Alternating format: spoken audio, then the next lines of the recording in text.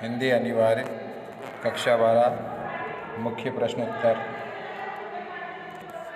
इसी प्रकार के प्रश्नोत्तर प्राप्त करने के लिए चैनल को सब्सक्राइब कर लीजिएगा ताकि आपको समय समय पर वीडियो मिलते रहें। पहला प्रश्न आ रहा है। प्रश्न है, जीवन में त्याग एवं दान का क्या महत्व है? मानवता की रक्षा के लिए जीवन में त्याग एवं दान का महत्व है। जीवन में त्याग एवं दान का क्या महत्व है? मानवता की रक्षा के लिए जीवन में त्याग एवं दान का महत्व है। यानी कि त्याग और दान से ही मानवता की रक्षा होती है। जिस मानव पर वंचित है तो उसका फ़ायदा मिलता है। फीचर लेखन किसे कहते हैं? किसी भी घटना को साहित्यिक शैली में रोचक रूप से प्रस्तुत करना, जिससे श्रोता को आनंद की अनुभूति हो, श्रोता को मजा आए, उसे फीचर कहते हैं।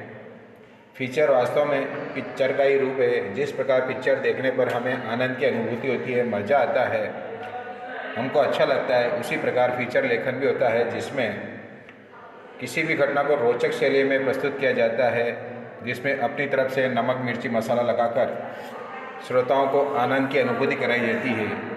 इस लेखन को फीचर लेखन कहते हैं।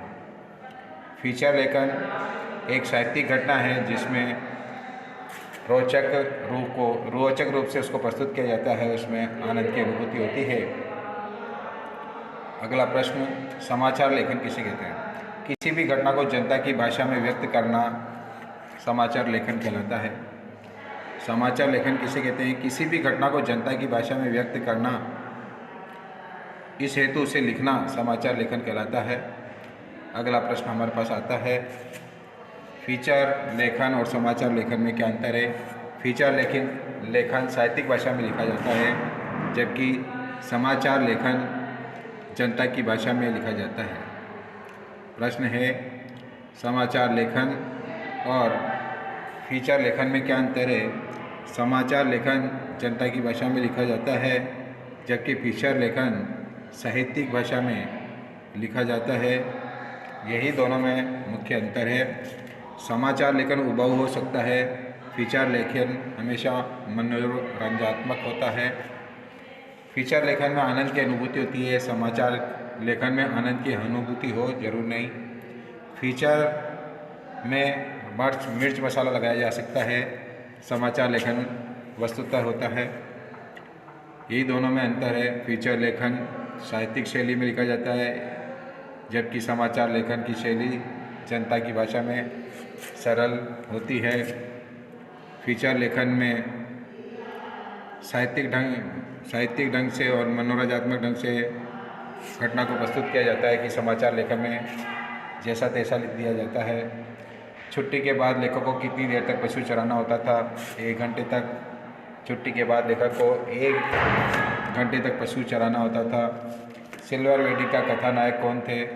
सिल्वर वेडिंग के कथानायक वाई डी पंत थे। वाई डी पंत का पूरा नाम क्या था? वाई डी पंत का पूरा नाम यशोधर पंत था।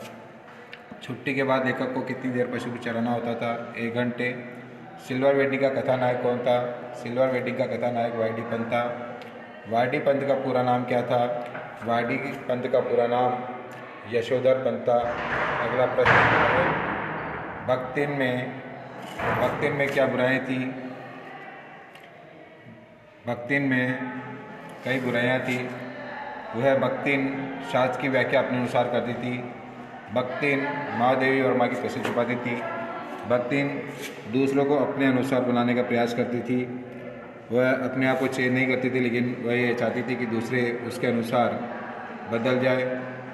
तो भक्तिन में निम्न बुराइयाँ थी। भक्तिन शास्त्र की व्याख्या अपने अनुसार करती थी।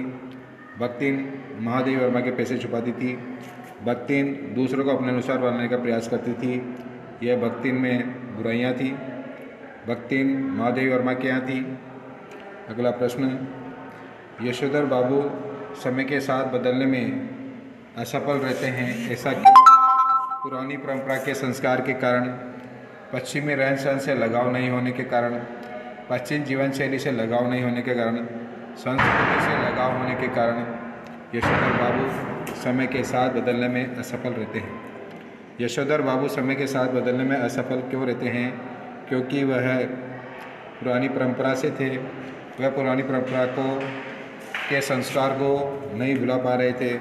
वह पश्चिमी रहन सहन से लगाव नहीं करते थे। पश्चिमी जीवन शैली से उन्हें लगाव नहीं था।